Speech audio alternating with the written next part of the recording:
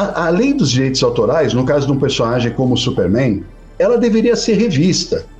Porque, na real, vamos ser sinceros, esses herdeiros, sei lá, devem ser os bisnetos dos caras, eles nunca fizeram muito pelo personagem. Eles só são herdeiros. A gente tem 300 caras ao longo da história aí do Superman, a gente sabe quem são.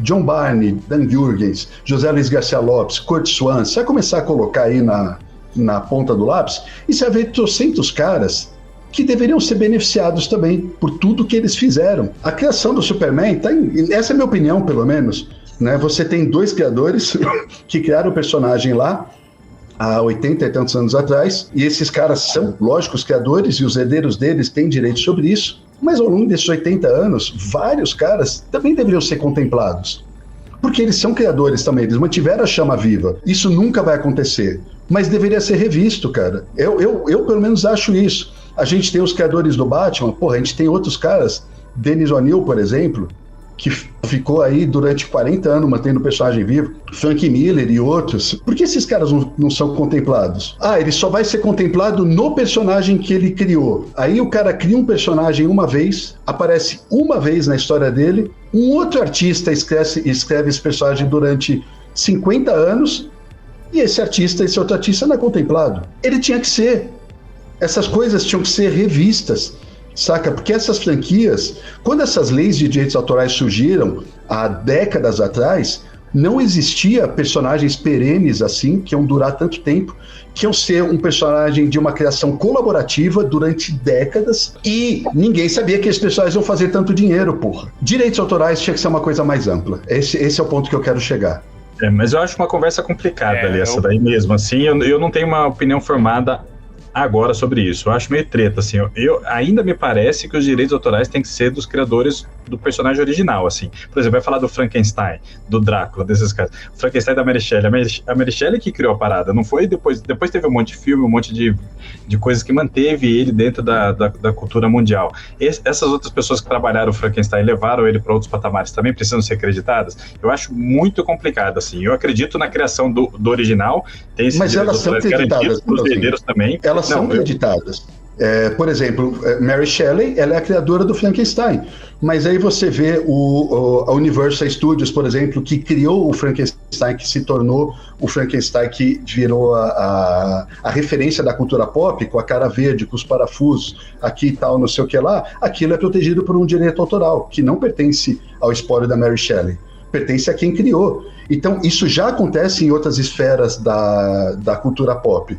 Então, eu não sei, eu teria que ver como é que funcionam esses acordos, assim, dentro da DC e da Marvel, por exemplo.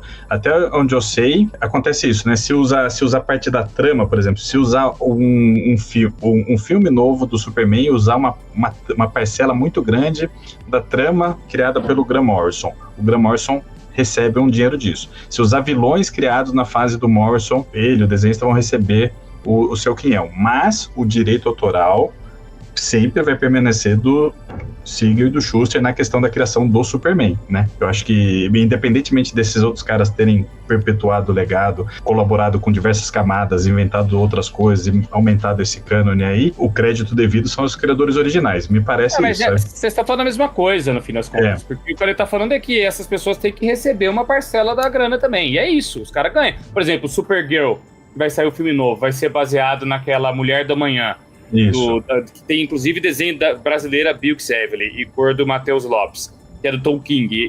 Eles três vão receber alguma coisa, assim. Isso. Pelo menos é o que eu imagino, porque eles estão sendo acreditados.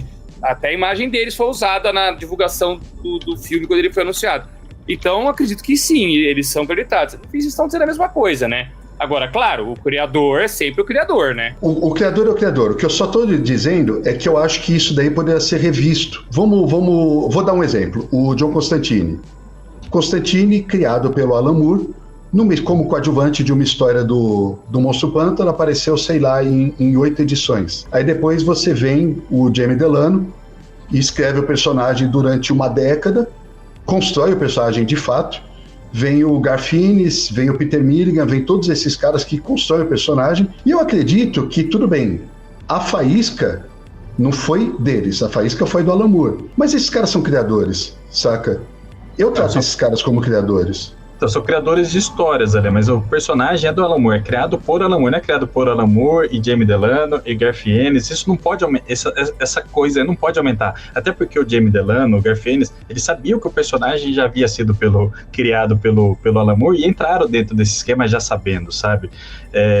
Que se tratava de uma franquia. Agora tem que sair assim, sai um filme do Constantine criado por Alan Moore. É que o Alan Moore não vai querer esse crédito tão cedo, né? Mas deveria ser Constantine, já mantendo o exemplo, né? Constantine criado por Alan Moore.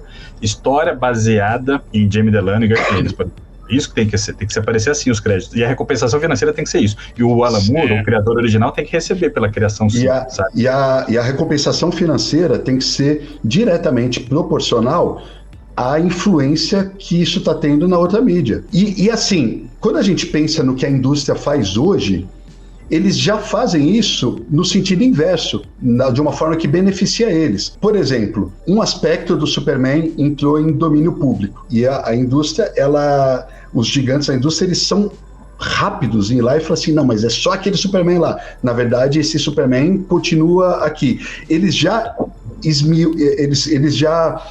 como é que eu vou achar o termo esse? Mas eles já pegam esse personagem e eles não tratam como uma coisa só. O Superman entrou em domínio público. Ah, não, então é aquele Supermanzinho lá, né? Então eles já vão lá e blocam essa criação de uma forma que é conveniente para eles. Então eles já fazem essa quebra no sentido inverso. E o que eu estou te falando é que o sentido de criação ainda das histórias é muito pouco contemplado. Vários criadores já vêm a público, a gente já noticiou isso, dos caras falando que são extremamente maltratados, principalmente pela Marvel, saca? Sim. O próprio Stanley veio e falou, veio a público e falou assim, bicho, é piada o que os caras fizeram comigo, e eu sou criador desses personagens. O Rob Liefeld falou a mesma coisa agora, recente. O Rob Liefeld falou a mesma coisa. O Claremont tem falado muito isso também. O Claremont tem falado muito isso. Puta que pariu, o Claremont, ele é o grande responsável pelos X-Men ter se tornado o que foram. Tem que vir recompensas financeiras. Recompensas financeiras e créditos disso. Esse é o meu ponto, saca? Eu não sei se eu tô sabendo me expressar bem. Eu entendo, faz sentido, mas é só a questão do crédito, por exemplo, que eu fico meio assim, sabe? Por exemplo, X-Men criado por Stan Lee e Jack Kirby, com muitas histórias do Chris Claremont, sabe? Não tem que ser Stan Lee, Jack Kirby, Chris Claremont e todo mundo que já trabalhou com esses personagens. De forma alguma. O crédito realmente. X-Men criado por Stan Lee, Jack Kirby e poderia até entrar o nome do... Como é que é o nome do cara fazer arte final? Esqueci agora. Enfim. O filme é da saga da Fênix Negra, né? E aí você tem que dar os créditos para quem criou. Baseado na história de Chris Claremont e John Byrne, né? E dá grana para esses caras. E dá grana. Dá grana pra caralho pra esses caras, saca? Eles têm que... Porque sem esses caras não teria o teu filme. Sem o seu filme você ia estar ganhando dinheiro. Se você tá ganhando dinheiro por causa desse filme, então você tem que dar crédito pra quem te permite ganhar grana por esse filme.